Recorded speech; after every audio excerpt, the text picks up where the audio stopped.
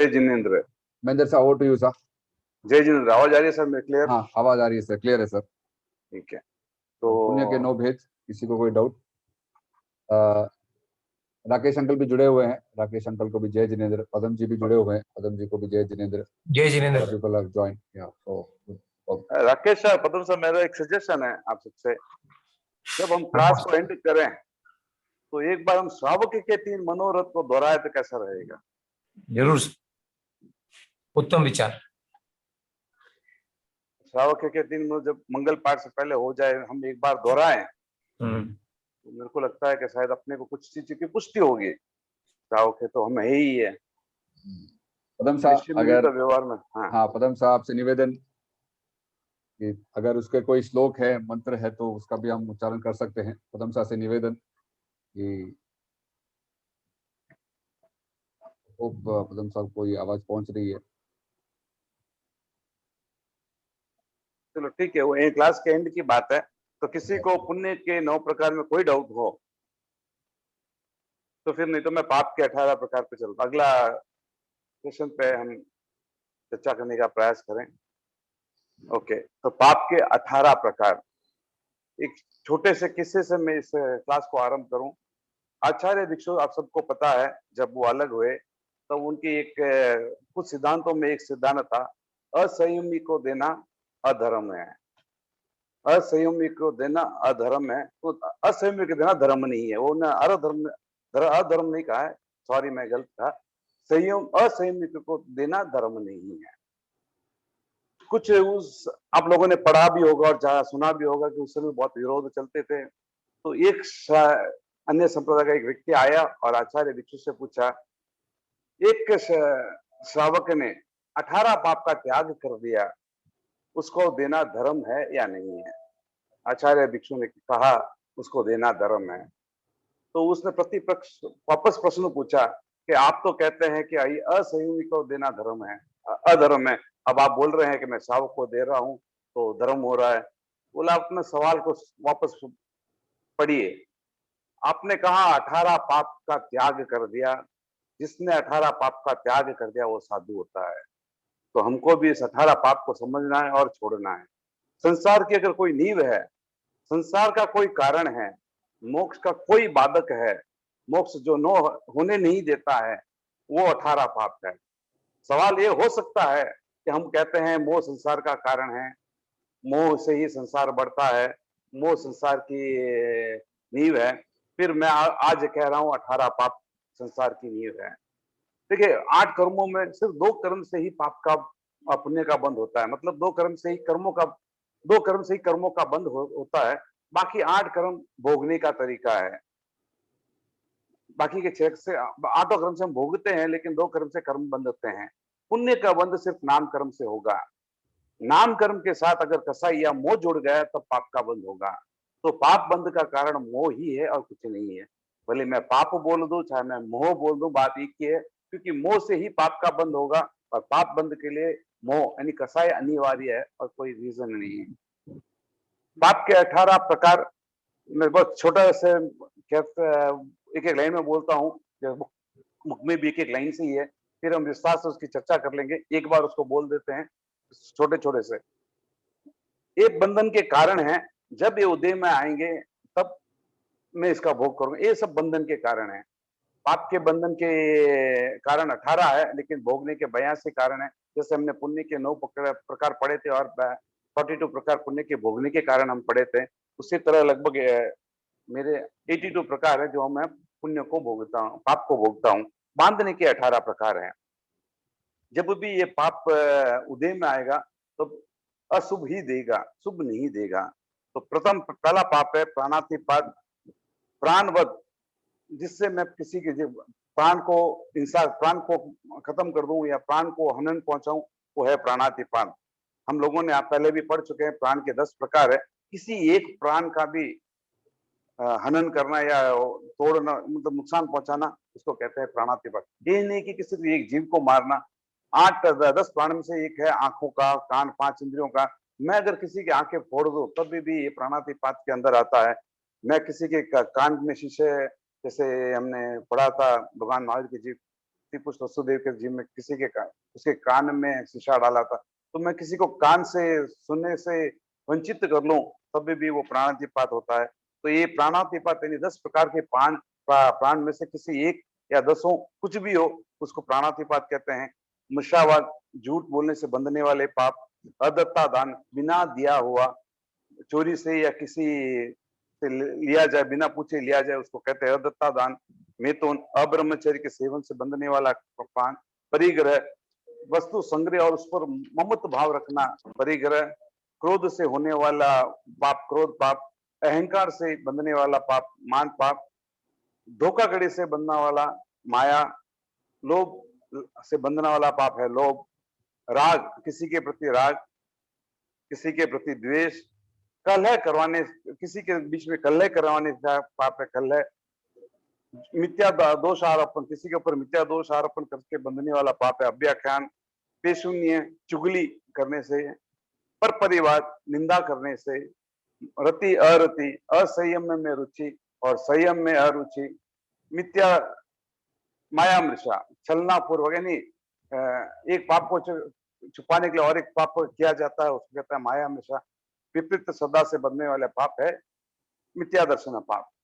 ये 18 पाप है जो अपनी जिंदगी में कहीं ना कहीं से हम एक दूसरे से इससे जुड़े हुए हैं। हर पाप के हम अगर कुछ कैटेगरी करना चाहें तो मैं सामान्यतः एक अपने क्लासों में लेता हूं, पदम साहब को भी अच्छी तरह से पता है कि भाई 18 पाप में कुछ पाप ऐसे हैं जिसमें मैं सर्वथा नहीं बच सकता हूं। मैं बच नहीं सकता हूँ, प्राणातिपात में सर्वथा नहीं बच सकता हूँ क्योंकि मैं संसारी जीव हूँ। मेरे को खाना भी बनाना होता है, विरोध जहाँ भी कुछ ना कुछ होते हैं। वैसे हिंसा के 3 प्रकार हैं, आप लोगों ने शायद ना हो तो मैं एक बार रिपीट कर लेता हूँ।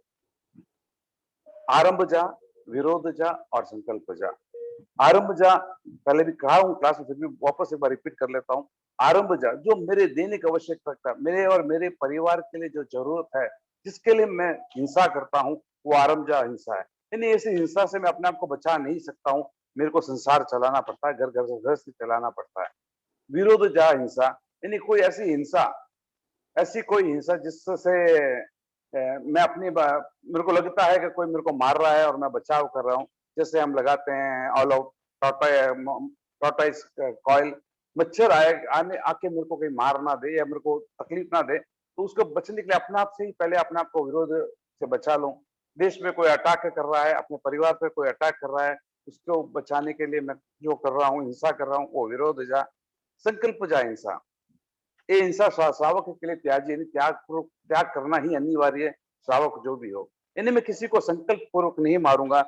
राकेश भाई साहब ने मेरे को बहुत साल पहले एक स्टोरी सुनाई थी, उसी पे मैं जब भी आज भी संकल्प जो हिंसा पे मैं एक ही स्टोरी लोगों को बोलता हूँ, शायद मेरे को 10-15 साल से यही स्टोरी बोलता हूँ। राम ने श्याम को झापड़ मारा, राम ने श्याम को झापड़ मारा।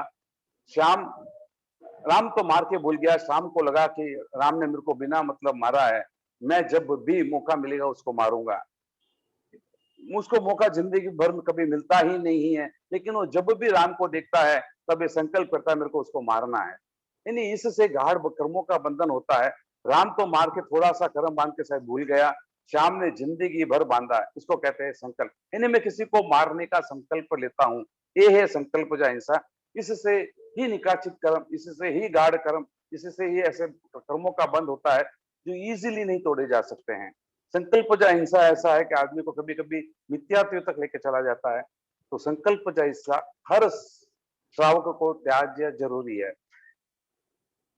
अगर आप संकल्प जा हिंसा को त्याग कर लेते हैं तो लोक में कहते हैं कि समुद्र जितना पाप आपने कुएं जितना कर दिया, यानी इतना ही पाप लगा कि तो कुएं से जितना पानी निकलता है या समुद्र में जितना पानी है। तो मैं जिसने भी श्रावक के 12 व्रत लिए तो ना भी लिए तो भी मैं उन सबसे यही निवेदन करूंगा कि संकल्प जा पाप का त्याग करें। तो प्राणातिपात के 2 प्रकार हो सकते हैं, छोटा या बड़ा। छोटा हर श्रावक छोड़ नहीं सकता है, लेकिन बड़ा छोड़ सकता है। उसी तरह मृषावाद भी हम इसीलिए 5 प्रथम 5 को 5 अनुव्रत में कहा गया है और बाकी के साधुओं के लिए 5 महाव्रत है। यानी झूठ, कुछ व्यापारी हैं, कुछ झूठ हम बोलने लगते हैं, लेकिन हम बड़े झूठ ना बोले, बिना मतलब के झूठा क्रिया ना करें। यानी इसमें भी 2 भेद हो सकता है कि अनिवार्य झूठ, बिना अनिवार्य झूठ, जरूरत नहीं सो झूठ। तो ऐसे अदत्ता दान भी छोटे मोटे पाप, हम टैक्स की चोरी वगैरह छोटा छोटा, वो भी हमारे लिए अनिवार्य हो सकता है। मैं ये नहीं कहता हूँ कि अनिवार्य पाप धर्म है या पुण्य है, अनिवार्य पाप भी पाप है, लेकिन उसमें इतने पाप नहीं बंधते हैं जितने अनावश्यक पाप हम करते हैं। तो मैं तो स्वदार संतोष, हमने श्रावक के 12 पढ़े हैं एक सीमा तक, और परिग्रह जितनी भी मेरे को जरूरत है, क्योंकि संसार चलाना मेरे को परिग्रह अनिवार्य है। संसार में हम है, क्रोध मान माया लोभ की भी कुछ अनिवार्य हमारे में हो सकती है, ना भी वो अच्छी बात है। मतलब क्रोध भी बच्चों को संभालने के लिए, सुधारने के लिए कभी कभी हम अनावश्यक, तो मतलब पता क्रोधित भी होते हैं। तो ऐसे है, ये है राग, अपने परिवार के प्रति राग होता है, अपने दुश्मनों के प्रति देश भी होता है। ये कुछ ना कुछ आवश्यक अनावश्यक, ये दो कैटेगरी में बंध जाते हैं। 4 पाप ऐसे होते हैं जिसमें कोई आवश्यक अनावश्यक नहीं, जिसमें छोटा बड़ा कुछ नहीं होता है। वो है कलह, अभ्याखान, पेशून्य, पर परिवार। ये हर चीज से बंधना चाहिए। कलह, किसी के आपस के बीच में झगड़ा करवाना, ये अपने को जरूरी नहीं है। ये चारों पाप ऐसे हैं जिसमें आवश्यक अनावश्यक कोई चीज नहीं है। ये जितना भी है सब अनावश्यक है। मैं कह रहा हूँ 18 पाप में जितने भी अनावश्यक है सबको छोड़ना है। इसमें ये चारों पाप अनावश्यक ही करते हैं, इसको अपनी किसी की जरूरत, जिंदगी चलाने के लिए जरूरत नहीं है। वो है कलह, अभ्याखान यानी मिथ्या दोषारोपण करना किसी के प्रति, चुगली करना, और पर निंदा यानी किसी की निंदा करना। ये आप मेरे को कोई भी बता दीजिए कि जिंदगी चलाने में ये चारों अनिवार्य है। बाकी आप 12 को बाकी के 14 को आप बोल सकते हैं कि हो सकता है कुछ अनिवार्य हो, बाकी मेरे अनिवार्य न। मिथ्या दृष्टि के लिए भी कह सकते हैं कि सबसे बड़ा पाप का कारण है मिथ्या। मैं नहीं कहता हूँ कि मिथ्या दृष्टि पाप का कारण नहीं है, लेकिन इतना भी नहीं, क्योंकि मेरे कर्म के सघन कर्म मैंने बांध दिए, इसके लिए मेरा मिथ्यात्व का उदय है। जब वो टूटेंगे तभी मेरे में सम्यक आएगी। लेकिन ये तो मैं आज नया कर रहा हूँ, ये कर्मों के उदय से नहीं है, ये चारों में नया कर रहा हूँ। तो वो मेरा सबसे निवेदन है कि इन चारों चारों पाप करना, 18 पाप भी करना अनिवार्य नहीं है, इसको छोड़ा जा सकता है। लेकिन क्या ये चार हम श्रावक ये 4 पाप को जिंदगी भर के लिए छोड़ नहीं सकते हैं क्या? तो ये मैंने 18 पाप के बारे में छोटा सा संक्षिप्त, अब हम इसके ऊपर चर्चा करेंगे, जिसको जो डाउट है उसके ऊपर। पदम साहब रोज 4 पाप के बारे में भी बहुत अच्छी तरह से बताते भी हैं, कल्ला अभ्याखान। अगर पदम साहब भी कुछ कहना चाहे तो वो कह सकते हैं। बाकी के 18 पाप के ऊपर किसी कोई चर्चा अपन डिस्कशन पे अभी आ जाते हैं। 9 कषाय को क्यों यहाँ मेंशन नहीं किया गया? वो 4 कषाय में ही उसको इंक्लूड कर दिया इसलिए, या इतना वो गार्ड नहीं बांधता है इसलिए? से हास्य है, रति है, भय है, तो उनको क्यों नहीं लिया गया? देखिए सर, ये सब उसी के अंतर्गत आ जाते हैं। देखिए पाप के ये 18 ही पाप नहीं, इससे भी अनंत प्रकार के जितने भी प्रकार है, सब प्रकार के पाप हो सकते हैं।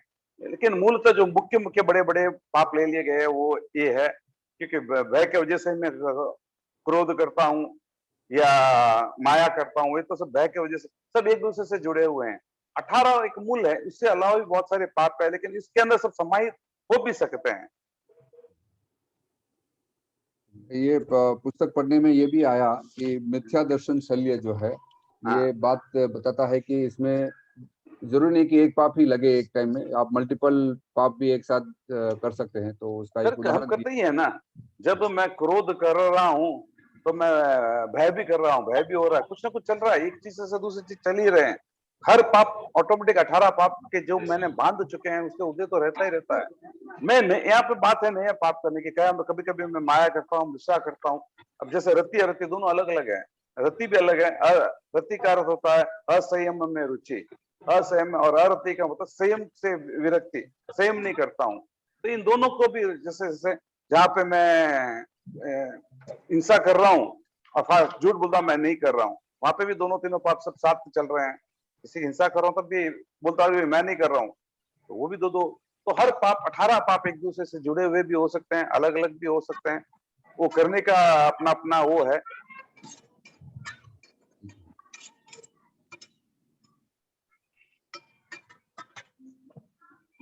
मेरा सबसे एक ही निवेदन है, बाकी किसी चीज को समझे ना समझे, 18 पाप को जरूर समझे और छोड़े। इनको जब छोड़ देंगे तो मोक्ष अपने लिए कोई ज्यादा दूर नहीं है। जितनी चिंता हम लोगों को पाप से बचने की होनी चाहिए, उतने शायद धर्म के लिए अपना हो जाएगी। धर्म पे हम अगर इतना जोर ना भी देके पाप से बचने का प्रयास करें।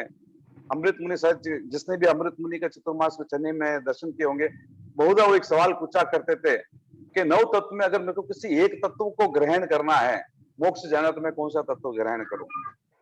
प्राय हम बोलते हैं कि संवर और निजरा, लेकिन वो मेरे को पूछा, मैंने बोला संवर। बोला तुम करेक्ट हो कि क्यों? मैं बोला भाई निजरा तो हर कर्म एक स्थिति के साथ बंधा हो रहता है, कभी न कभी उदय में खत्म हो जाएगा। अगर मैं नए कर्म का बंधन करूंगा ही नहीं, तो पुराने कर्म अपना वो भी हर कर्म मैंने स्थिति के साथ बांधा।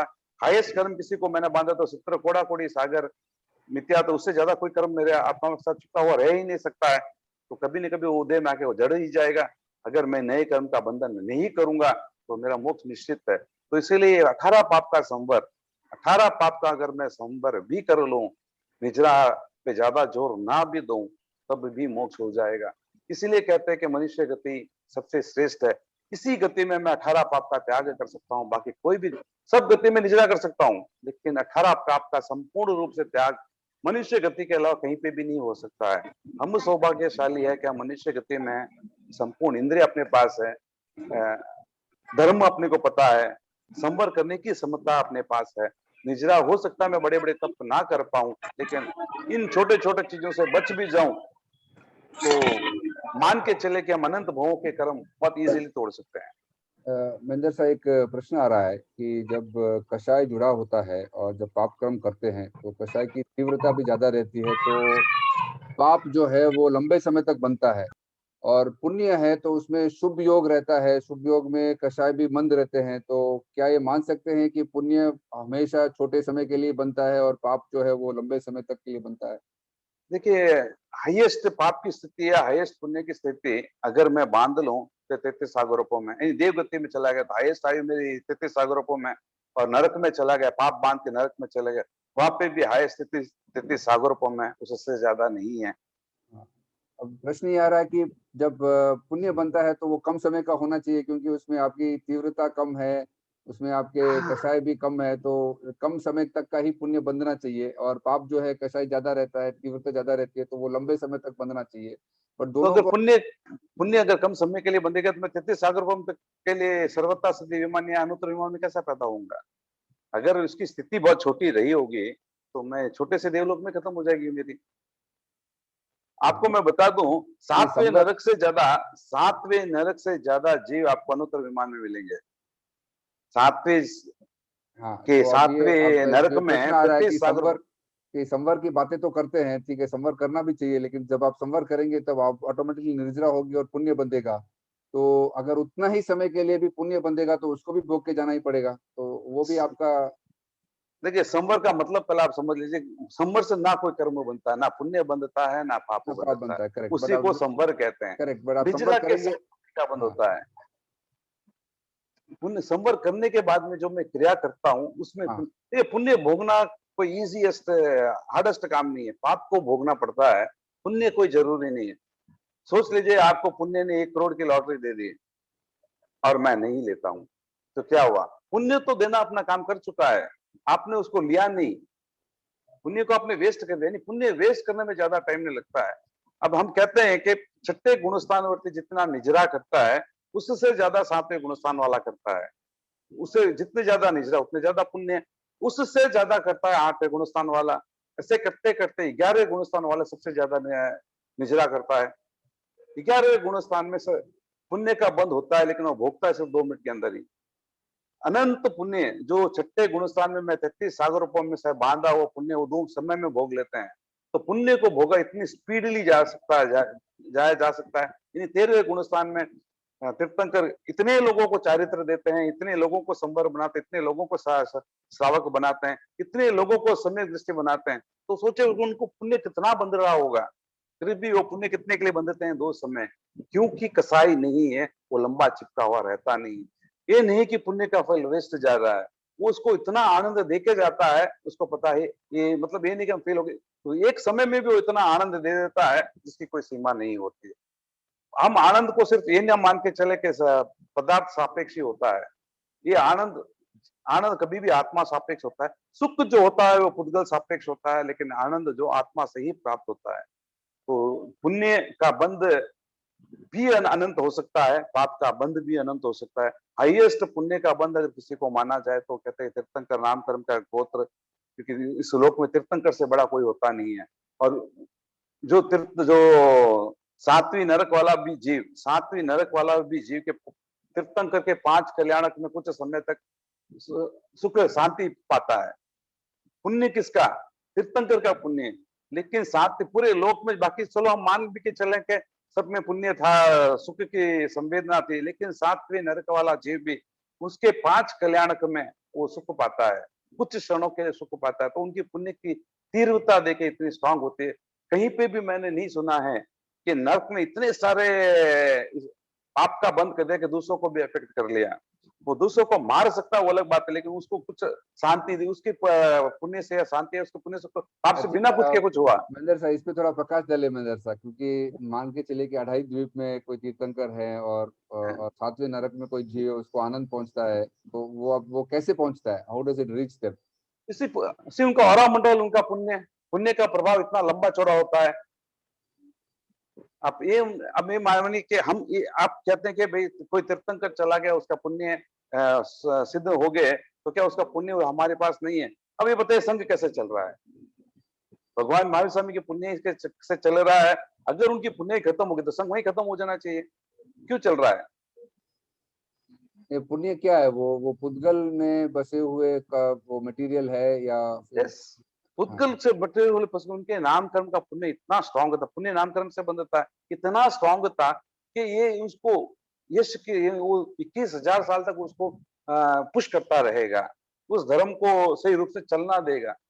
जिसने भी आगम पढ़ा उसको पता है कि भगवान ने बहुत क्लियर करके 21,000 साल के आखिरी दिन तक पार्श्वनाथ भगवान के पुण्य के सिर्फ 250 साल ही थे क्या? तो ऐसा मानना ठीक है क्या कि उनका पुण्य सिर्फ 250 साल ही था? देखिए इस लास्ट टाइम भी आपने क्वेश्चन पूछा था, शायद मैं आपको शायद मैं आपको बरोबर ढंग से उत्तर नहीं दे पाया कि क्या 250 साल ही था। आचार्य महाप्रज्ञ अच्छे भगवान महावीर स्वामी जब निर्वाण हो रहे थे, आप सबने जाना, तो इंद्र ने आके स्टोरी तो सबने घटना सबको पता है कि इंद्र ने आके कहा भगवान से कि मेरे आप अपने आयु को कुछ समय के लिए बढ़ा दीजिए, क्योंकि आपके कुंडली में मतलब इस समय कुछ ऐसा कोई दोष है तो धर्म का नाश करेगा। ठीक है, अब आप देखिए कि धर्म का नाश नहीं हुआ। क्यों नहीं हुआ?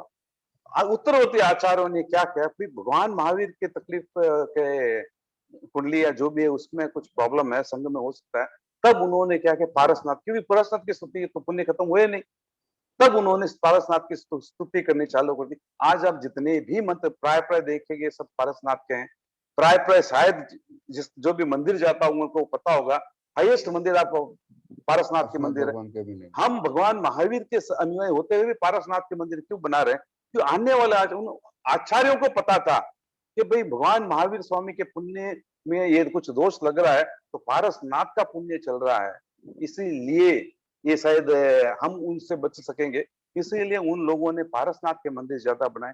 आज शायद सबसे ज्यादा स्रोत अगर किसी का है, स्रोत्र मतलब जो मंत्र तंत्र जितने मंत्र जो भी है पारसनाथ से संबंधित है। और ऐसी ही काफी चीजें हैं जो पारसनाथ से जुड़े हुए हैं। तो मान के चले कि पारसनाथ का पुण्य अब भी चल रहा है, 2000 साल बाद छोड़िए, अभी भी चल रहा है, 250 साल पे विश्व देव की पुण्य आज भी चल रही है। आज भी हम चीजों को याद कर रहे हैं। अगर उनके पुण्य नहीं चलते तो हम क्यों याद करते हैं? हमको अपने हाईएस्ट हो सकता है मेरे 7 पीढ़ी के दादा दादा दादा मेरे को नाम याद हो, 8वीं पीढ़ी का मेरे को नाम याद नहीं है, 9वीं पीढ़ी का नाम मेरे को 150 पीढ़ी के पहले मेरे को नाम याद नहीं है। लेकिन ऋषभदेव एक कोड़ा कोड़ी सागर पहले हुए थे, उनका नाम मेरे को आज भी याद है। उनके परिवार में कितने बच्चे थे, क्या क्या सब मेरे को याद पता है, क्योंकि वो उनका पुण्य आज भी चल रहा है, एक कोड़ा कोड़ी सागर से चल रहा है। पुण्य चल रहा है मतलब उनके आत्मा से वो लगे हुए थे, और जब आत्मा गई तो पुण्य के पुद्गल बाहर बिखर गए। और तो मैं बहुत छोटा सा एग्जांपल देता हूँ आपको और इजीली समझ में आएगा। अच्छा, आपने महासम्मान जी के जितने भी साधु साधु हैं, जहाँ पे भी विहार करते हैं, जहां भी विहार करते हैं, तकलीफ में भी वो बच जाते हैं। क्या कहते हैं हम? गुरुदेव की पुण्य चल रही। कुछ काम नहीं हो रहा है। और तो जो भी श्रावक संघ के श्रावक भी बोलते हैं, साधु भी बोलते हैं, श्रावक भी बोलते हैं कि गुरुदेव हाँ, की कृपा है। कुछ साधु गुरुदेव की बात नहीं, मतलब घटनाएं पढ़ते हैं, काफी घटनाएं पढ़ते हैं। जो गुरु के विरोध हुआ उसने तकलीफ ही देखी है। जहां गुरु की आज्ञा नहीं वो कार्य कर गया तो क्या हुआ, क्योंकि उस समय उसकी आज्ञा गुरु की आज्ञा का वो विरोध जाता है तो उसकी पुण्य को एक्सेप्ट नहीं कर रहा है। जब वो एक्सेप्ट नहीं कर रहा है इसके लिए वो दुख देख रहा है, जब वो एक्सेप्ट करता है उस पुण्य को तब उसको उसको सुख देख रहा है। इसी तरह जब मैं भगवान की आज्ञा की बात करता हूं, मैं उसको एक्सेप्ट करता हूं तो मैं उसके पुण्य को एक्सेप्ट करता हूं। शायद सामान्यतः आप लोगों ने भी इस घटना आपके माता पिता जी सुना होगा कि इस साधु ने गुरु की बात नहीं मानी और उसने तकलीफ देखी, कैसे हो गई। मैं तो रोज कहता हूँ कि भगवान आचार्य ने कहा है कि 7 से 8 शनिवार को सामायिक कीजिए और अपने आप में इतने ध्यान में मगन हो जाइए तो आप 7 से 8 उसके उस पुण्य को अनुभव करेंगे, क्योंकि उनकी आज्ञा का आप पालन कर रहे हैं। अगर शनिवार को 7 से 8 आप सामायिक कर रहे हैं तो उनकी आज्ञा का पालन कर रहे हैं। आज्ञा का पालन जो करता है, आचार्य मां समझी चाहे ना चाहे, उसके शरीर की जो पुण्य है वो काम करेंगे आपके लिए। तो मैं तो प्राय लोगों को कहता हूँ और मैं भी प्रयास करता हूँ, देखिए हम लोग ऐसे बिजनेसमैन है, शनिवार को काफी बार हमसे नहीं भी होता, लेकिन मैं प्रयास करता हूँ कि शनिवार को सामायिक हो। मैं नहीं कर पाता तो लोगों को प्रेरणा जरूर देता हूँ कि आप जब उसकी आज्ञा का पालन करते हैं तो उसकी पुण्य, उसके आशीर्वाद को आप लेते हैं।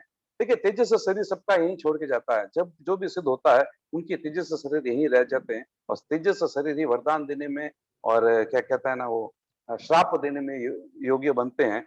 तो हर तीर्थंकर के, हर केवल ज्ञानी के वो होते हैं। केवल ज्ञानी इतने निर्लिप्त होते हैं, उनको संघ से भी कोई लेना देना नहीं होता है, वो ज्यादा आसक्त होते नहीं है।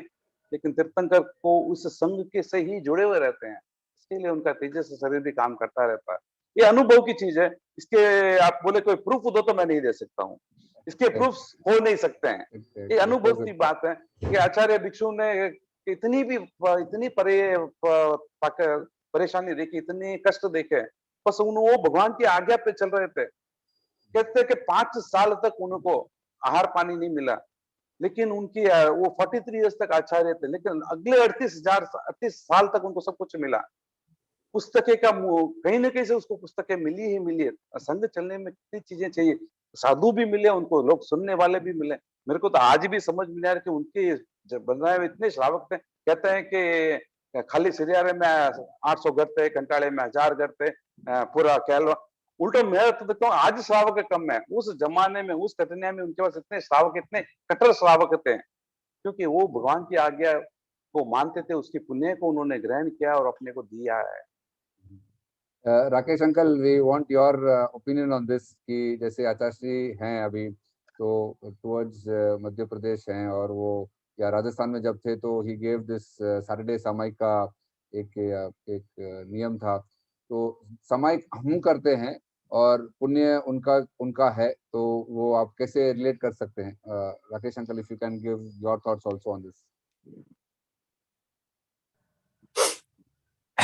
पुण्याई कब किसकी कहाँ काम आती है दिनेश, ये कहना मुश्किल है। घर के अंदर लगता है कि रतन टाटा की पुण्याई है, लेकिन रतन टाटा के साथ में और कौन कौन रहता है और किसकी पुण्याई काम करती है नहीं मालूम पड़ता। घर में कहते हैं एक वृद्ध व्यक्ति होता है, वैसे कुछ कर पाता नहीं है, लेकिन उसकी पुण्याई इतनी तेज होती है कि वो सभी पूरे परिवार को बचा लेता है या बचा लेती है। और जो ही देखते हैं कि उनका स्वर्गवास होता है, उसके बाद में उस परिवार में छत्र छाया या बचाने वाला कोई नहीं होता है। यानी कि कब किसकी पुण्याई किसके उदय में आकर के किसकी छत्र छाया बनी है। जैसे घर में रहते हैं और पुण्य चलता है, एक दूसरे को अनुभव होता है, वो भी समझ में आता है, लेकिन आदिनाथ भगवान का पुण्य अभी चल रहा है। हम उस संघ में रह रहे हैं सर, हम भी उस संघ के पार्ट हैं। एक बात दिनेश साहब, ऐसा लेते दिनेश साहब, आपको परिवार समझ में आ गया, जहाँ पे 12 लोग रह रहे थे तो वहां आपको आपत्ति नहीं थी। अब संघ में 4 लाख लोग हैं। तेरापन धर्म संघ की नामकरण की अपनी पुण्याई है। धर्म संघ की जैसे 12 के परिवार का हुआ, वैसे ही बड़ा होकर के 4 लाख के परिवार का हो गया, और जैसे 4 लाख के परिवार का हुआ वैसे ही बड़ा होकर के 1 करोड़ के जैनी परिवार का हो गया, जहाँ ऋषभ देव से लेकर के महावीर स्वामी सबकी पुण्य चल रही है। आपने एक बात पूछी थी कि पार्श्वनाथ की पुण्याई कैसी। आज की तारीख में भी अगर किसी के अधिष्ठायक देव अगर कुछ देते हैं या रक्षा करते हैं तो शायद लोगों को ये ध्यान भी नहीं है, अधिकांश जैनियों को, कि महावीर स्वामी के अधिष्ठायक देवक कौन, लेकिन सभी को पता है कि पार्श्वनाथ के अधिष्ठायक देवक कौन। Am I right? राइट, वो तो है, मानते हैं कि ये पार्श्वनाथ उसमें भगवान क्या के होता है, मंदिर ज्यादा है। किस प्रकार कब उदय में आती है और कब रक्षा कर जाती है नहीं पता। ये जो धूमकेतु लगा था ना महावीर स्वामी के महाप्रयाण पर या प्रयाण पर, तो उस समय की जो स्थिति थी तो उन्होंने कहा था कि भाई ये 1900 साल का जो धूमकेतु लगेगा ये लगेगा क्या, और उसमें ह्रास हुआ भी है। क्योंकि जब ओशो ने एक बात कही तो मैं चिंतन किया उस पर। उसने कहा कि कितने जैनी थे, पूरे के पूरे राजा जैनी थे, लेकिन आज हम 33 लाख भी नहीं है। ऐसा क्यों हुआ? इसका एक कारण है कि धूमकेतु लगा, जैनियों का ह्रास हुआ, लेकिन जो बच गया है वापस उसमें क्षमता है उभर करके आने की। तो जो 2000 साल तक धूमकेतु लगना था लगा भी, और उसके बाद में जो वापस उभर करके आना है उभरेगा भी। तो ये सारे अपने खेल होते हैं पुण्यों के। तो अपन है ना इसमें मान लेते हैं, उलझे क्यों इसमें, कि पुण्याई रहने के बाद भी काम आती है। अपने घर में देख लो, ऐसे ऐसे बड़े बुजुर्ग हुए होंगे जिनके नाम से आज भी लोगों को सम्मान मिलता है, परिवार को सम्मान मिलता है। जसवंत मल जी सेठिया का नाम जब लेते हैं तो अगर उत्तम जी कुछ ना भी कर रहे हो फिर भी ये सोच करके कि जसवंत मल जी सेठिया के बेटे हैं, सभी के मन में एक अहोभाव आ जाता है। तो कुल मिलाकर के पुण्याई का खेल ऐसा है, बहुत चलता है, बहुत लंबा चलता है, और उसे भोगने के लिए जो महेंद्र सर ने कहा कि आनंद की अनुभूति जो होती है वो आनंद आत्मा को प्राप्त होता है। सुख मिलना पौद्गलिक हो सकता है, लेकिन आनंद मिलना आत्मिक बात है। ये पुण्यात्मा जब जब अपने पुण्य लेते हैं, जब जब उनका कोई नाम समरता है, तो उसके अपने बचाव के लिए एक रक्षा कवच बनकर आ सकता है। राकेश यहाँ पे थोड़ा सा क्लियर करूंगा। भस्म ग्रह था जो 2000 साल के लिए लगा था, और उसके बाद में 333 इयर्स धूमकेतु लगा था। तो 2323 वो 2323 इयर्स तक वो चल रहा था। और कहते हैं कि 1853 में जब जय अपना हेमराज जी से अभी दीक्षा लिए, उस समय वो कंप्लीट उतरा था। तो उस समय वो कंप्लीट उतरा था। बीच में जब वो भस्म ग्रह का कुछ वातावरण हल्का पड़ा और धूमकेतु ताकतवर नहीं हुआ, तब वो लोकासा हुए थे जो शुद्ध धर्म की परूपना कर रहे थे। वो जब हम समय मिलाएं तो ये अपना आपस में बहुत अच्छा कुछ मिलता भी है, ये नहीं कि कोई कोरी कल्पना है। तुलसी गणी ने बहुत अच्छा इसका विश्लेषण करके बतलाया था कि किस प्रकार से बीकन जी के होने के बाद भी जब तक उसका प्रभाव था, जब तक हेमराज स्वामी ने दीक्षा नहीं ली तब तक नहीं हुआ, और जो ही हेमराज स्वामी ने दीक्षा ली तो वापस जो महावीर की वाणी थी कैसे प्रमुख उभर के निकली और कैसे लोग उस पर चलना शुरू कर दिए, और वहां से तेरा पंथ का उद्भव हुआ। और एक कुछ बातें और भी मैं इसमें ऐड करूंगा। है 23-21 साल का ही आ रहा है, लेकिन भगवान उत्तरोत्तर आचार्यों ने कहा है इस आरे में करोड़ों जीव एका भवतारी बनेंगे, करोड़ों जीव एका भवतारी बनेंगे। 5,55,00,000 ऑल 5 आचार्य नरक में जाएंगे, 6 साधु साधिया नरक में जाएंगे। यानी कितने रहेंगे, तो ये संघ और कितना बढ़ेगा। जैसे राकेश ने कहा अभी ये बढ़ेगा और इतना बढ़ेगा कि चारों तरफ इसका विस्तार होगा। 2100 के बाद में अगर आप देखिए इसका विस्तार ऊपर की तरफ बढ़ेगा, क्योंकि भगवान ने कहा 10,500 साल, उनके निर्वाण से 10,500 साल में ये पीक पे रहेगा। उसके बाद भी उसको उतार होगी, उसके पहले उसके पीक में रहेगा। अंतिम दिन 21,000 साल के अंतिम दिन में चार, एक श्रावक, एक श्राविका, एक साधु, एक साध्वी, ये 4 जन एका भवतारी बनेंगे। साधु कितने होंगे ये बात नहीं है, साधु हो सकता है 10-20 भी हो सके, लेकिन ये 4 लोग एका भवतारी बनेंगे। धर्म की वो कहते हैं कि 10वें कालिका का 2 एक सूत्र ही बाकी रहेगा, धर्म आगम पूरा लुप्त हो जाएगा। उस समय सिर्फ 10वें कालिका एक सूत्र ही बाकी रहेगा। फिर भी उस सूत्र की आराधना से ही 4 लोग एका भवतारी बनेंगे। तो मैं कहता हूँ कि इस भगवान के पुण्य को तो हम नमन करते हैं कि उस समय तक भी लोगों को एक बार भक्तारी बनने में वो सहयोग कर रहे हैं।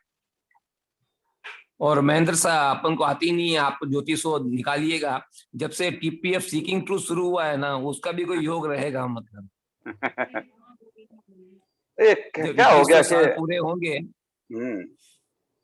तो उस समय अपन लोगों की भी कुछ कुछ अच्छी होगी किताबें, अपना भी टीम बढ़ गया होगा, और 100% अजैनियों को भी बात समझ में आने लगेगी कि आज भाई देखिए संयम आज कैसे करें, 18 पाप से कैसे बचे। करेक्ट करेक्ट आज ये आपको अपन राकेश अपन लोग साक्षी हैं आचार्य तुलसी और आचार्य महासमण की पीढ़ी में कितनी लोगों के प्रति अपने एक जैन धर्म के प्रति उत्साह बढ़ा है। आचार्य बड़ा है तुलसी की साहब, तो बहुत बड़ा, शायद हाँ, तो वो तो बढ़ ही बहुत रहा है, बड़ा है। अपन देख रहे हैं, अपने देखते ही बात है ये, तो देखिए दूसरे की देखने की हम्म, बात नहीं है। मतलब आज आचार्य तुलसी के पास हो सकता है कि लोगों के 50-100 जने भी प्रवचन में ना होते थे या दर्शन करने नहीं आते हैं, आज अपने को भी जाके क्यों में खड़ा होना पड़ता था, जबकि मेरे माता जी पिता दादा दादी कहते थे कि हम आचार्य तुलसी के पास जब चाहे मिल के आ जाते थे। तो इतनी भीड़ बढ़ी है, नहीं कि वो हमको समय नहीं दे रहे, इतनी भीड़ बढ़ गई कि अपने का नंबर नहीं लग रहा है, तो लोगों की श्रद्धा बढ़ रही है। और जैसे जैसे श्रद्धा बढ़ेगी तब से उसके बाद में धीरे धीरे शुरुआत कभी भी श्रद्धा से होती है और चारित्र बाद में आता है। श्रद्धा से धीरे धीरे फिर वो चारित्र की तरफ भी बढ़ेंगे और जरूर बढ़ेंगे। पदम साहब भी ऐसा साथ है साथ महेंद्र में। साहब कि हाँ अगर श्रद्धा से जुड़ेंगे ना तो वो हाँ व्यक्तिगत चीज होगी, सामूहिक नहीं हो सकती। लेकिन सही अगर ज्ञान के साथ, तर्क के साथ अगर कोई चीज को बतला दी जाएगी ना, तो आप देखिएगा करेक्ट सामूहिक रूप से बढ़ेंगे लोग। बड़े बड़े इसके मैं लिए पढ़ श्रद्धा बताता से हूँ लोगों को आपको। पहले आना जरूरी है, आने के बाद में वो प्रयास नहीं, करेगा। एकदम सही कहा आपने, श्रद्धा बहुत जरूरी है। मैं क्या कह रहा हूँ, श्रद्धा से अगर महेंद्र जी आ रहे हैं तो महेंद्र जी का बेटा भी आए, ये जरूरी नहीं, नहीं नहीं नहीं है, नहीं है ना। नहीं लेकिन नहीं अगर सामूहिक रूप से आप तर्क संगत कोई बात कहो तो आप देखिएगा नहीं महेंद्र जी का इसमें कुछ पोता भी आएगा। राकेश सर, इसमें मैं कहता हूँ कि इसमें हम लोगों की गलती है। चेन्नई में हम्म, एक स्थानीय वासी में बर्मेचा परिवार एक है, ठीक है, हाँ, तो उसके जो पापा उनके पापा गुजर गए हैं, वो हम्म, रोज मतलब 20 मतलब 20 या 25 साल में उन्होंने त्याग कर लिया कि जिस दिन बेटा समय का नहीं करे उस दिन मेरा उपवास है। अच्छा, कभी कभी बेला हो जाता, कभी तेला हो, फिर वो बेटा भी देखा कितना था, 8 या 9 साल का ही था, तो तब से वो बोला कि हम्म, मैंने अपनी जिंदगी में कभी उपवास का समय करना नहीं छोड़ा, क्योंकि पापा भूखे रहेंगे। शुरुआत तो उसने ऐसी ठीक बात। की, लेकिन जब हम्म, वो इन्होंने पापा ने उसकी दृढ़ता से उस चीज को निभाया है, तो बेटे को निभाना पड़ा। और आज भी उस घर में परंपरा यही चल रही है कि उसका वो जो बेटा है, वो भी बेटा जब तक अगर उपवास समय की नहीं करता घर में, तो उपवास कर लेता है। तो कुछ चीजें ऐसी होती है, वो उसने बेटे को कभी नहीं कहा है कि तो समय कर। हम्म, तो माँ पूछते हैं पापा किस समय, बोले तू समय की नहीं करता, नहीं से उपवास दे रहे, बोलता कि मेरे में मेरे संस्कार देने में कमी है, इसके लिए मैं मेरे ऊपर इस चीज का प्रायश्चित लूं। तो कुछ चीजें हमको भी इस चीज को जोड़नी भी चाहिए, कुछ अच्छी चीजें समाज के अंदर है, उससे अगर हम जोड़े तो हो सकता है कि अपनी आने वाली पीढ़ी भी आगे बढ़े। आज ये एक तो मैंने देखा है चेन्नई चतुर्मास के अंदर हर परिवार अपने बच्चों को लेके तो आ रहा है गुरुदेव के पास। प्राय प्राय आज हमने देखा है कि हर 13 पद के परिवार प्राय प्राय हर साल गुरुदेव के दर्शन कर रहे हैं। तो हो सकता है एक अच्छा सुगुन होकर आगे बढ़ेंगे, हम लोग और आगे बढ़ेंगे इस तरीके से। कमल मुनि भी जब चेन्नई पधारे थे तो उनका यही लक्ष्य था कि जितने भी श्रावक हैं पूरे परिवार के साथ सेवा करें, दर्शन करें। तो एंड आज बहुत अच्छी बात सीखने को मिली कि संस्कार जो है वो परिवार में लाना, it's our responsibility irrespective of whatever challenges we have. कोई बोले ना ऑफिस में नहीं जाता बेटा नाका करता, वहां धर्म स्थान नहीं जाता नाका नहीं करा, नहीं एक दिन बितोई वो को नहीं खाली कहीं के मूड कौन सा टाबर को कितो ही बोल हाँ दियो समझे को नहीं। वही बोलो।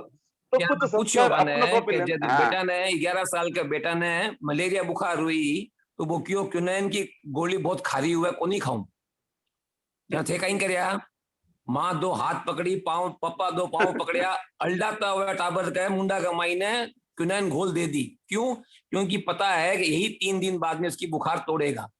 यानी कि मलेरिया की बुखार तोड़ने के लिए क्यूनैन अति आवश्यक है। तो आप शारीरिक बल का प्रयोग भी कर सकते हो, लेकिन अगर आध्यात्मिक की बात आती है, आजकल के टाबरा की प्रायोरिटीज को नहीं सा, कितो ही कह दियो सा, समझो ही को नहीं सा, ये बात नहीं होनी चाहिए।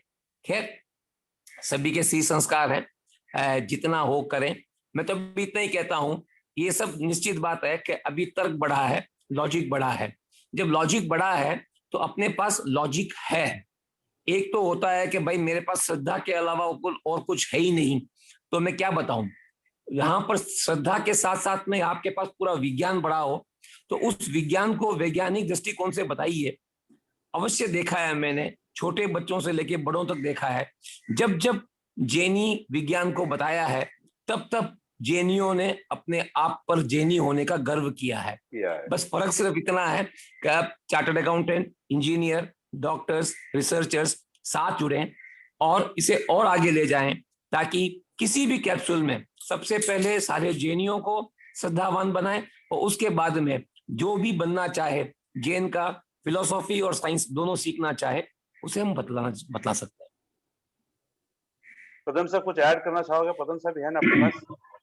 जय हिंद साहब, हूँ सामने। हाँ, कुछ ऐड करना चाहेंगे आप भी?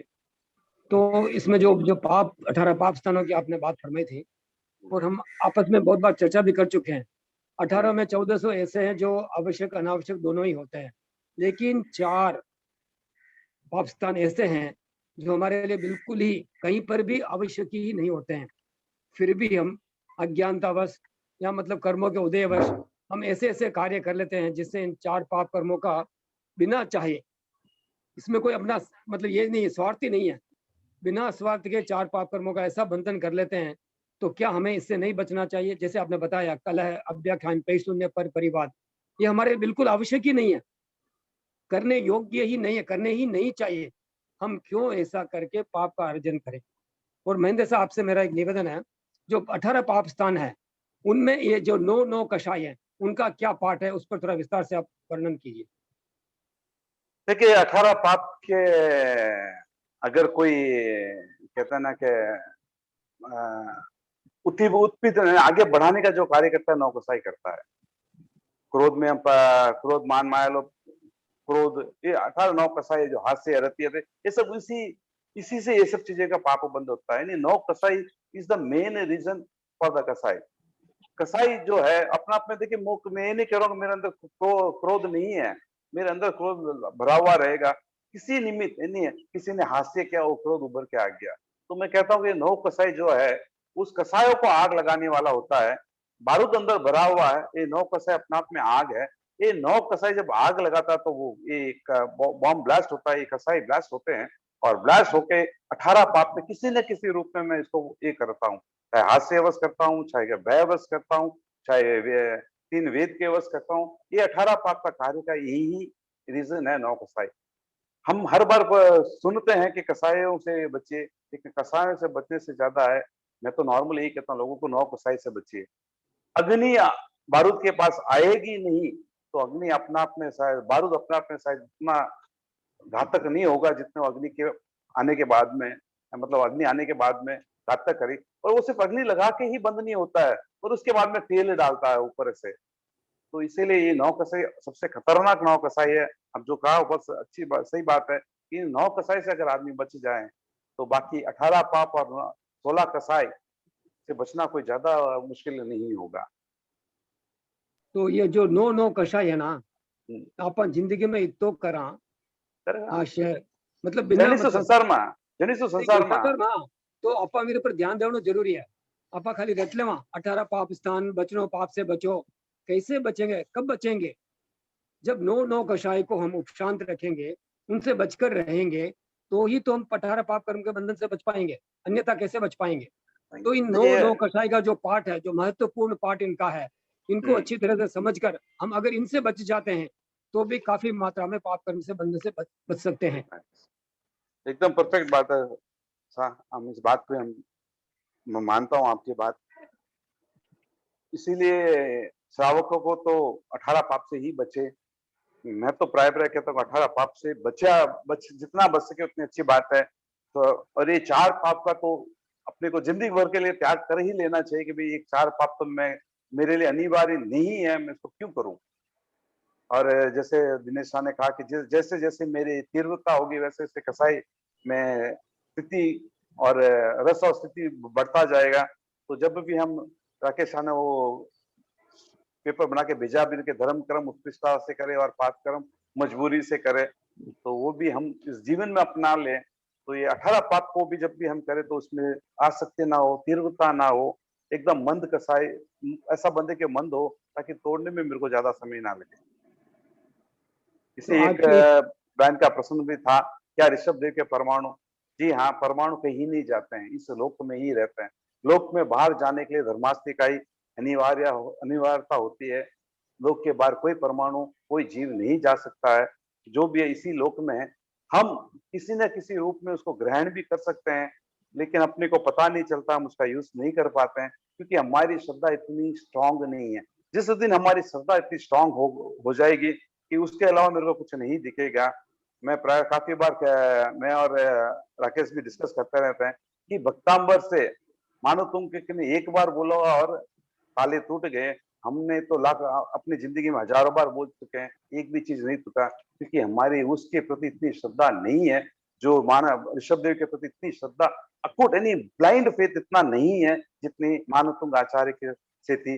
अगर आपके पास भी अगर वो ब्लाइंड श्रद्धा हो, आपके भी 44 के 48 साल सबके सब ताले जरूर टूटेंगे। ये श्रद्धा आनी चाहिए कि मैं इसके अलावा कुछ दिखे ही नहीं। जैसे मी कहते हैं कि मीरा का सर्वस्व राम मतलब कृष्णा था, तो जहर भी अमृत में बदल गया। तो हम में भी इतना सर्वस्व होना, इतना एकाकार होना ही चाहिए। अरे कल एक छोटा सा वीडियो आया, लोगों ने इतना इतना इतना इतना फैलाया है, तो मतलब हम खुद ही अपने धर्म की ये नहीं देखते हैं, तो वह क्या होगा? मतलब अपने को उस प्रति श्रद्धा होनी चाहिए, अपने गुरुओं के प्रति इतनी श्रद्धा होनी चाहिए कि इतनी ब्लाइंड फेथ होना चाहिए। मेरे को क्या लेना देना है किसी चीजों से। सर अब एक और प्रश्न आ रहा है कि जैसे चॉइस ऑफ वर्ड्स है, तो ब्रह्मचर्य का हम लोग एक कॉन्टेक्स्ट यूज करते हैं, तो वो ब्रह्मचर्य सिर्फ वो मैथुन मतलब जो सेक्स का है तो उसी पार्ट को यूज करते हैं। एंड और एक देखिए कॉन्टेक्स्ट में ब्रह्मचर्य मतलब ओके आत्मा में रहना, उस ब्रह्मचर्य आत्मा से जब बाहर निकलते उसको अब ब्रह्मचर्य बोलते हैं। तो अब मैथुन में ये आत्मा के भी एक बाहर पार्ट की है, बात। मिथुन भी एक पार्ट है उसका। देखिए मैं बाहर से सुख को चाहता हूँ, उसको कहते हैं ब्रह्मचर्य।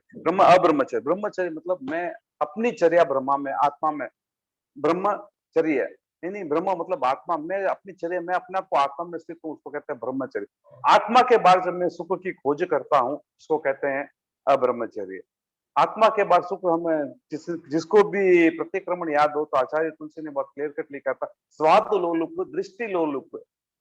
स्वाद से मैं बाहर खोज करता हूँ, दृष्टि से भी इन आंखों से भी मैं बाहर से सुख की खोज करता हूँ, और साथ ही साथ शारीरिक से भी मैं सुख की खोज करता हूँ। ये तीनों चीज जब मैं बाहर से लेता हूँ तब अब्रह्मचर्य व्रत लगता है। इसके लिए आचार्य भगवान महावीर को सुधर्मा स्वामी ने कहा कि ब्रह्मचर्य से बड़ा तप कोई नहीं है, कि जहां मैं सुख कहीं कहीं से भी सुख की भी इच्छा नहीं करता हूँ। मैं सिर्फ अपने सुख अपने आत्मा से ही पाने का प्रयास करता हूँ। जिसने भी वो आत्मिक सुख पा लिया उसके लिए सब सुख गौण है, उनके दूसरा सुख को कभी इंटरेस्ट भी नहीं होगा।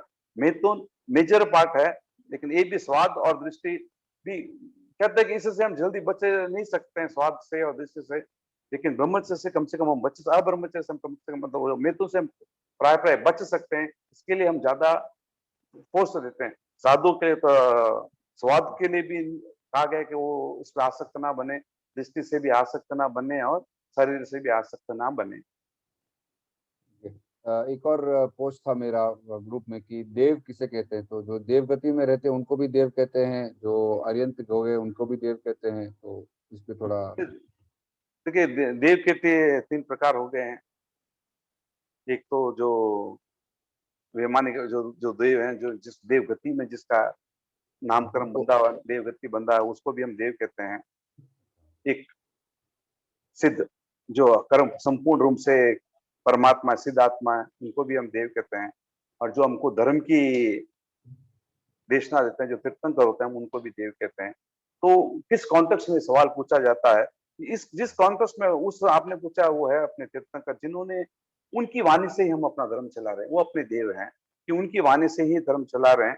और ये भी मानते हैं कि हाँ आज तीर्थंकर अपने पास अपने भरत क्षेत्र में अवेलेबल नहीं, लेकिन 20 तीर्थंकर महाविद्य क्षेत्र में, तो उसको भी हम देव रूप में मानते हैं। जब भी हम नमो अरंताणम की पाशुपत वंदना करते तो हम ये कहते हैं सुधर ओके, श्रीमंदिर स्वामी आदि 20 तीर्थंकरों को वंदनापूर्वक नमन करता हूँ, तो वो भी देव, क्योंकि हर तीर्थंकर एक ही वाणी कहते हैं, हर एक ही सत्य कहते हैं, जो सत्य हम भूल चुके उसको वापस हमको याद दिलाते हैं। तो उस इस कॉन्टेक्स्ट में देव तीर्थंकर ही है अपने, और सिद्ध है, ये दोनों अपने देव हैं। उस देव को हम कभी भी इंक्लूड नहीं करते हैं जो देवगति में है।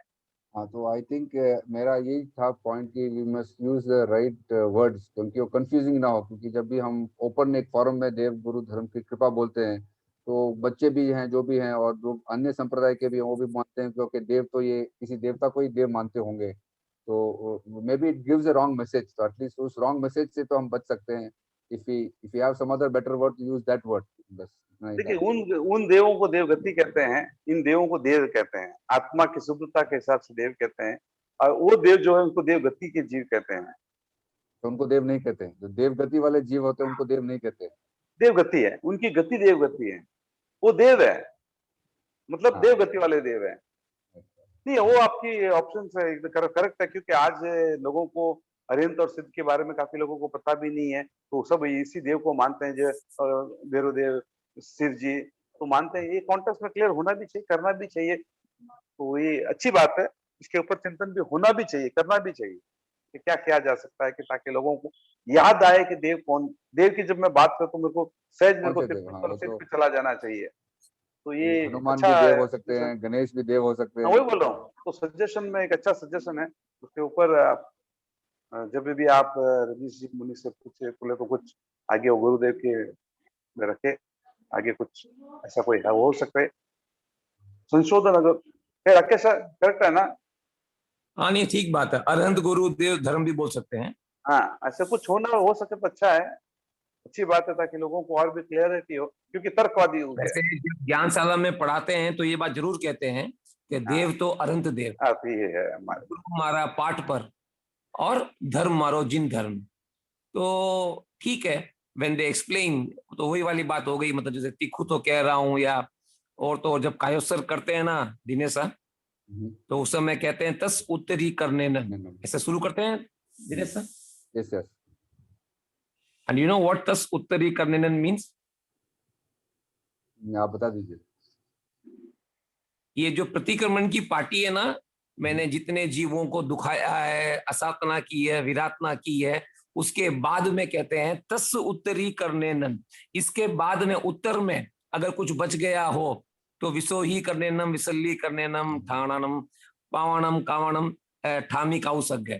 तो मतलब क्या है, कई जगह पर है ना, आप जो सही कह रहे हैं कि हमने शब्दों को तो पकड़ा, शब्दों के अर्थ को नहीं पकड़ा, तो फिर उसमें फिर कंफ्यूजन हो सकता है। देव अरहत देव ही है, और अरिहंत देव वो हैं जिन्होंने तीर्थ की स्थापना की है, तो देव उन्हीं को माने। और आपने जब भी दिनेश ने कहा कि अगर चाहें तो परिपाटी बदल सकते हैं, देव गुरु धर्म की जगह अरिहंत, अरहंत गुरु और धर्म ये भी कह सकते हैं, कोई दिक्कत नहीं है।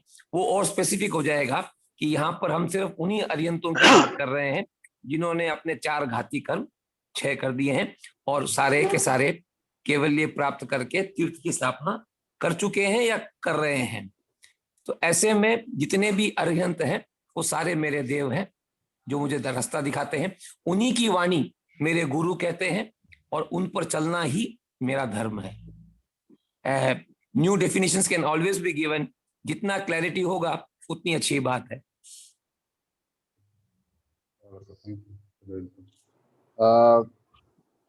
पदम साहब, आपसे निवेदन है, श्रावक के 3 महाव्रत, 3 मनोरथ मनोरथ मनोरथ द विश। हाँ सर। दिनेश सर, श्रावक के 3 मनोरथ जो हमें आगम से प्राप्त होते हैं, उसको हम प्रतिदिन प्रातः जय जिनेंद्र अंकल। जय जिनेंद्र साहब। अंकल 1 मिनट, सॉरी मैं आपको डिस्टर्ब कर रही हूँ। अंकल, जितने पुण्य और पाप, 2 तरह के कर्म, शुभ और अशुभ, तो दोनों ही कर्मों के उतने ही उनकी वो प्रदेश और वो अनुभव चारों विभाग में जो बढ़ते हैं, वो पुण्य के भी शुभ के भी उतने ही होते हैं जितने अशुभ के होते हैं। आपकी वेलोसिटी कितनी है, मतलब आपकी तीव्रता या मंदता कितनी थी, उसके हिसाब से बंधेंगे। जब आप वे बोलते हैं ना कि मैं पिक्चर जाता हूँ तो बहुत आसक्त होकर देखता हूँ, लेकिन मैं कभी गोचरी देता हूँ तो एक देना है, तो वहाँ वेलोसिटी कहाँ है, कहाँ पुण्य का बंध कितना होगा, जितनी आपकी वेलोसिटी। हाँ, लेकिन मैं अहोभाव, ये मेरा बहुत बड़ा सौभाग्य, ये सोचते हुए मैं अगर दान दूं तो जितना पाप आप उससे ज्यादा वेलोसिटी में पुण्य को बांध सकते हैं, क्योंकि इस आर्य का एक प्रभाव है कि आदमी को धर्म करने में उत्कृष्ट भाव जल्दी नहीं आते हैं, पाप करने का उत्कृष्ट भाव बहुत जल्दी आ जाता है, आर्य का प्रभाव है। उसके विपरीत जब आप चलते हैं तो आपके पाप बहुत ज्यादा टूटते हैं और पुण्य का बहुत ज्यादा बंद होता है। शायद किसी ने कलिका सर्वज्ञ हरिभद्र स्वामी को पढ़ा होगा तो उन्होंने कहा है कि मेरा सौभाग्य है कि मैं 5वें आर्य में पैदा हुआ हूँ, क्योंकि इस आर्य का प्रभाव ऐसा है कि अगर मैं कुछ थोड़ी भी तपस्या या तप को या ध्यान कर लूं या सही में रख लूं तो मैं इतने सारे कर्म तोड़ दूं। अगर मैं चौथे आर्य में इतनी क्रिया करता तो शायद मैं उसके यहाँ अनंतवा भाग भी कर्म नहीं तोड़ पाता, क्योंकि ये काल भी अपनी तरफ से खींचता है, उससे भी मैं आगे बढ़ के कुछ क्रिया कर रहा हूँ। तो पुण्य आपके पुण्य और पाप आपकी वेलोसिटी, आपकी तीव्रता के या मंदता के हिसाब से ही बंधेंगे, ना कि ये कोई रूल है कि जितना पुण्य बंधे उतना पाप बंधे। अपने दोनों अपने अपनी क्रियाओं पे होता है। दोनों अपने अपने मतलब भावों से गिन सकते हैं क्या? देखिए भावों से दोनों में जितने भाव, हाँ भावों से तो गिन सकते हैं। आपके भाव अगर उत्कृष्ट हो तो उत्कृष्ट पुण्य का बंध होगा, उसके पाप में अगर उत्कृष्ट भाव है तो पाप उत्कृष्ट होगा। मैंने आपको कल ही कहा ना कि 33 सागरोपम देवगति में भी आप जा सकते हैं और 33 सागरोपम नरक गति में भी जा सकते हैं। दोनों की सीमा उतनी ही है, उससे ज्यादा दोनों की सीमा नहीं है। हाँ हाँ कृतज्ञ उसमें अंकल। पदम साहब कुछ कह रहे थे आप? हाँ, कलिकाल सर्वज्ञ तो आचार्य हेमचंद्र आचार्य थे ना? हैं? कलिकाल सर्वज्ञ, हाँ आचार्य हेमचंद्र आचार्य। हेमचंद्र, सॉरी हेमचंद्र। तो जैसे दिनेश जी का निर्देश है हाँ। श्रावक के 3 मनोरथ, ये श्रावक के 3 मनोरथ इतने महत्वपूर्ण हैं। जैसे हम भाव से अगर भाव पूर्वक इन तीनों का स्मरण करते हैं, चितारते हैं, तो काफी मात्रा में कर्मों का अल्पीकरण होता है, कर्मों का क्षय होता है, ऐसा हमने जाना है। तो वह 3 मनोरथ जैसा दिनेश जी का निर्देश मैं बताने का प्रयास करूंगा। इसमें श्रावक का पहला मनोरथ है, वह दिन धन्य होगा जिस दिन मैं मेरे अल्प मूल्य बहुमूल्य परिग्रह का विसर्जन कर अल्प परिग्रही बनूंगा। श्रावक का दूसरा मनोरथ। पदम सा हम सबको दोहराना है, आप शॉर्ट में बोलिए, मैं चाहूंगा हम सब साथ दोहराएं। ठीक है।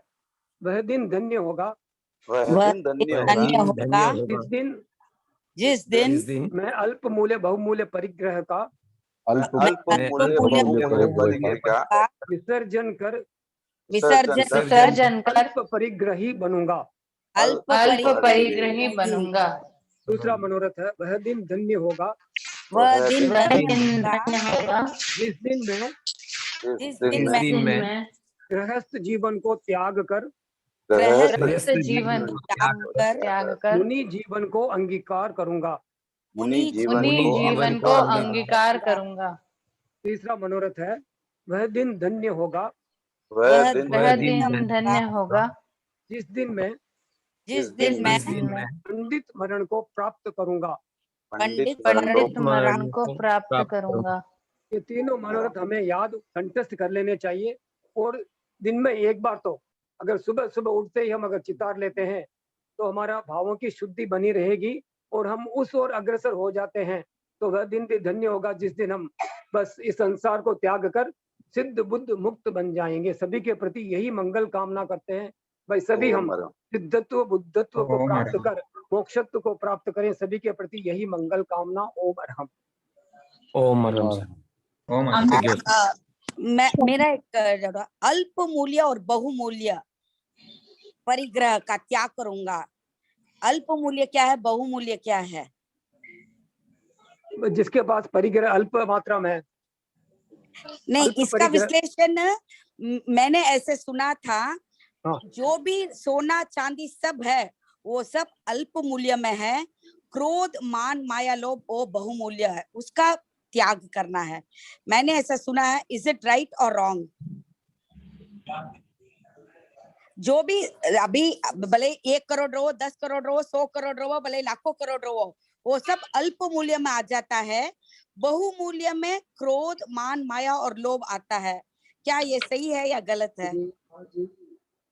महेंद्र साहब, हाँ सही है साहब, एकदम करेक्ट है, क्योंकि क्रोध इस आप हाँ, सोना चांदी की कोई सीमा होती नहीं है, लेकिन हम्म, क्यों लोभ इतना बड़ा होता है, लोभ सबका बड़ा होता है, तो नहीं, इनसे ये बहुत बड़ा है, तो इसके लिए वो सब बहुमूल्य है, उसको छोड़ना बहुत मुश्किल होता है। आदमी क्या कहते हैं कि ये जितनी भी अल्पमूल्य चीज तो इस भव में छोड़ के चला जाता है, लेकिन बहुमूल्य साथ लेकर चला जाता है। जब ये घर में आग लगती है तो बहुमूल्य को पहले निकालता है अपने साथ लेके जाने के लिए, तो अपने क्रोध मान माया लोग को भी वो साथ लेके जाता है। तो कम से कम क्रोध मान माया लोग को अगर वो छोड़ दे तो खैर वो तभी ही वो अगले मनोरथ में आएगा साधु बनने के लिए, और साधु बनेगा तभी वो पंडित मरण कर पाएगा। तो इसके लिए उसको सबसे पहले अल्प मूल्य तो भले छूट जाए, साधु भी बन जाए, लेकिन अगर वो बहुमूल्य ना छोड़े तो भी उसको साधु में रस नहीं आएगा, साधना में रस नहीं आएगा। तो हम सब यही प्रार्थना करते हैं, हम सब अल्प मूल्य छूटे या न छूटे, बहुमूल्य जरूर छूटे। वही मतलब ये मुझे क्लियर करना था, बिकॉज ऑलवेज सब कोई बहुमूल्य मतलब सब सोना चांदी ये ऐसे ही बोलते हैं, पर बहुमूल्य का अर्थ है क्रोध, मान, कषाय को त्याग करना। धन्यवाद सुनीता जी, आपने बहुत अच्छा इंफॉर्मेशन हम सबको दिया। Thank you. अंकल ओ जी, ये मैडम, हर रोज बहुत अगर अच्छी डाल दिया बहुत अच्छी जाए। जानकारी दी सुनीता भाई ना, हाँ, बहुत अच्छी जानकारी दी आप। Thank you sir. ओ मैडम, हाँ, इसे सभी जने शेयर करेंगे तो अच्छा रहेगा। जिन जिनको जो जानकारी प्राप्त है, जो ज्ञान प्राप्त किया, उनको इस ग्रुप में शेयर करेंगे तो सबके लिए अच्छा होगा। हाँ ये सब यहाँ पे जितने भी है सबके सब स्टूडेंट्स है, कोई टीचर नहीं है, नहीं, जितने ग्रुप भी यहाँ पे सब सीखने के लिए आते हैं, हम भी सीखने के लिए आते हैं, मैं भी सीखने के लिए आता हूँ। उल्टा मैं तो ये रोज बोलता हूँ दिनेश जी को कि आप किसी का, मैं किसी को ज्ञान देता हूँ या नहीं देता हूँ मेरे को पता नहीं, लेकिन मैं ज्ञान खूब लेता हूँ लोगों से। इसके लिए मेरा उद्धार कर रहा है स्पीकिंग तो भी एक माध्यम है, क्योंकि आप लोग जब प्रश्न पूछते हैं तब मैं अपने दिमाग पे जोर लगाता हूँ, वरना हो सकता है कि मैं दिमाग पे जोर ही नहीं लगाता और मेरे को कुछ ज्ञान की प्राप्ति की होने की संभावना नहीं होती। वैसे मैं और राकेश तो इन दिनों में नहीं है, लेकिन काफी बार 3-3 4-4 घंटा डिस्कशन कर रहे थे, तो राकेश जी का भी मेरे पास बहुत सहयोग रहा, उन्होंने मेरा ज्ञान बढ़ाने में, वृद्धि करने में। तो मैं राकेश शाह के भी प्रति, राष्ट्र जी मेरे गुरु है ही है, कदम शाह भी मेरे को काफी ज्ञान देते हैं, तो सबके प्रति भी आभार बड़प्पन है। ऐसा महेंद्र साहब को बड़प्पन है, इतना कुछ जानकारी होने के बाद भी महाराज यहाँ अगला तुच्छ व्यक्ति का वास्ते यहाँ अगली बात कर रहे हैं। नहीं राकेश साहब से तो मैंने काफी ज्ञान लिया है, ये बात छोड़ दीजिए, ये ये नहीं वास्तव में दिया आप मत महेंद्र साहब, बोलिए, क्योंकि महेंद्र साइंस साहब में आपको आपने बड़प्पन जितना है, मेरे को हाँ, आपको बड़प्पन है और आप में भी मतलब सादगी वे गुण माने भी अपनाना है। तो आप में ज्ञान को विकास है, मैं अनुभव कर पा रही हूँ। आप से करो या नहीं करो, मैं अनुभव कर रही हूँ। जो ज्ञान आप बांट रहे हो, मैं काफी हद तक माने जीवन उद्धार में बहुत बड़ा सहयोगी बन रहे हो, इन्हें आप नकार नहीं सको। प्लीज आप एक्सेप्ट इट। नहीं मैं देखिए ये आप मेरा तो में ये उद्देश्य रहता है कि भाई ये तत्व ज्ञान लोगों को याद हो ना हो, लेकिन जीवन का ज्ञान जरूर याद रहे, ताकि वो जीवन के पापों से जरूर बचता रहे। जो जो चीज मेरे को समझ में आती है कि इससे हम बच सकते हैं, ये जरूर मैं लोगों के साथ प्रयास करता हूँ कि बोलने के लिए कि मैं कर पा रहा हूँ नहीं पा रहा हूँ मेरे को पता नहीं, लेकिन अगर कोई लोग कर पा जाए तो भी मेरे को आनंद की अनुभूति होती है। हम मेरा तो कोशिश होता है, लेकिन मैं खुद भी चाहता हूँ कि सबके सब कुछ चीजों से जरूर छूटे। मानता हूँ संसारिक जीव है, छद्मस्त हैं, कुछ पाप हमसे होते भी रहते हैं, हमने कुछ पाप किए भी हुए। अगर हमको लग जाए कि इस चीज को हमको छोड़ना चाहिए, ना छोड़ पाए कोई बात नहीं, लेकिन कम से कम ये पश्चाताप हो कि मैं नहीं छोड़ पा रहा हूँ, ये भी हमको काफी हद तक आगे लेके जाएगा, और एक समय ऐसा आएगा जो हम छोड़ पाएंगे। तो मैं तो रोज लोगों को कहता हूँ जो भी प्रतिक्रमण करते हैं, तो मैं शायद लोगों को कहता हूँ कि आपका जो छठा प्रत्याख्यान प्रतिक्रमण है वो आप लोग गलत कर रहे हैं। किसी खाद्य पदार्थ को मत छोड़िए, इस जो भी पाप आपको याद आ जाता है कि भाई ये पाप मैंने किया है, तो प्रत्याख्यान करके आगे आगे मैं ये करने का कोशिश, इससे बचने का प्रयास करूंगा। अगर ये प्रत्याख्यान आप कर पाए तो आप मान के चलिए कि आपका प्रायश्चित निश्चित रूप से बहुत परफेक्ट होगा, क्योंकि हम सिर्फ 5 प्रतिक्रमण करने के बाद छठा एक दिन के लिए खाद्य पदार्थ या 1 महीने के लिए या 1 साल जो भी है उसके नियम में उसको छोड़ देते हैं। इससे अच्छा है कि मैंने आज मेरे दोस्त को दिल दुखाया था, मैं प्रत्याख्यान करता हूँ अगले 15 दिन या अगले 1 महीना मैं उसको वापस दिल नहीं दुखाऊंगा, उससे जाकर मैं माफी मांगू, ना भी मांगू तो मैं आगे से ना करूं। ये प्रत्याख्यान अगर हम कर पाए तो मैं ये मानता हूं कि अपना प्रतिक्रमण सार्थक है।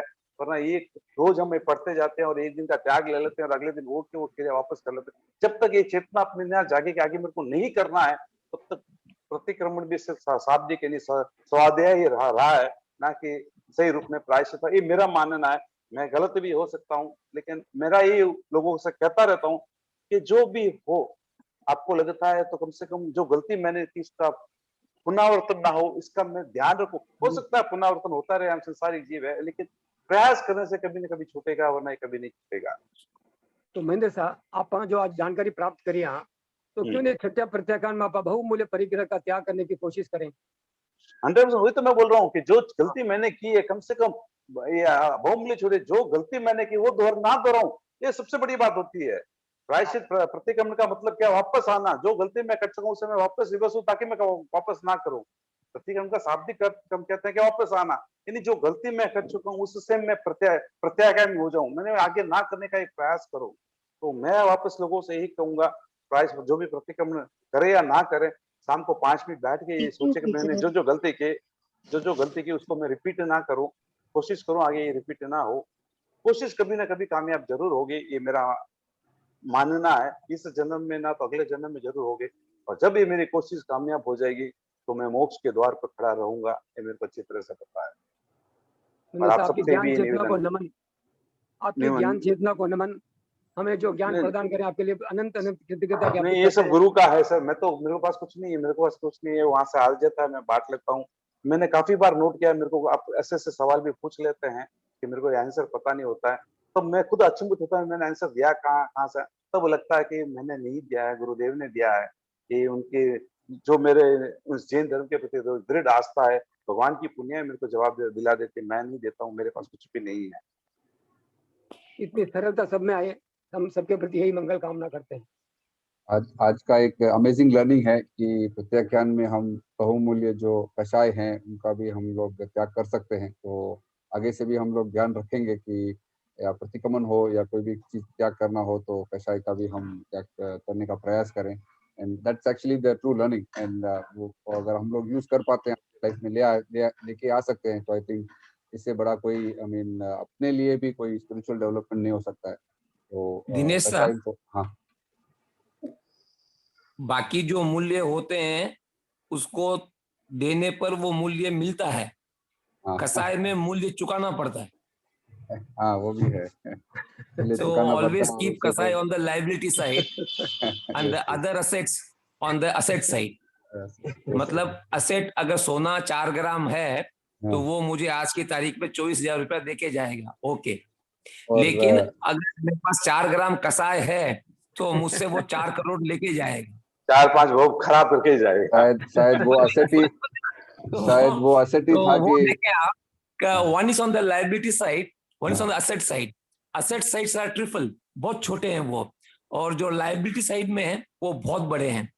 उन परिग्रहों से भी बचना बहुत ज्यादा जरूरी है, शायद वो और असेट ही उनसे था। जितना बचे वो हमारे उतना लाइफ बढ़िया। में वो असेट ही था कि हमें तेरापंथ धर्म संघ मिला, ऐसे आचार्य मिले, ऐसे हमारे महेंद्र साहब भी मिले, और ये ग्रुप भी बना, एंड ये हम लोग ज्ञान का अर्जन कर रहे हैं। तो ये भी शायद वो असेट में ही आएगा, और असेट में ही लें उसको।